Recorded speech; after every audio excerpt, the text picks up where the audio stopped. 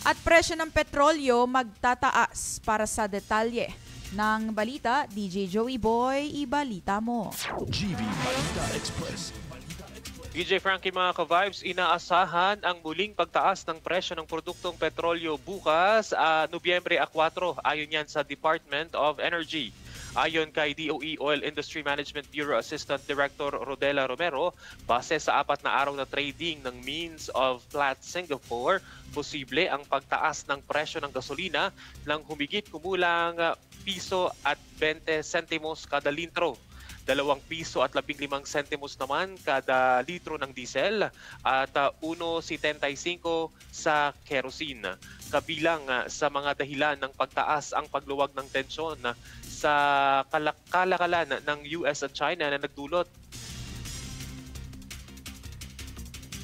ng UK, US at Europe laban sa Russia. Ang opisyal na adjustment ng presyo ay karaniwang inaanunsyo ng mga kumpanya ng langis tuwing Lunes at ipinagtupad tuwing Martes alas 12 ng hating gabi o alas 6 ng umaga. Para sa GV Balita Express, ito si DJ Joey Boy sa GV 99.9, Your Good Vibes.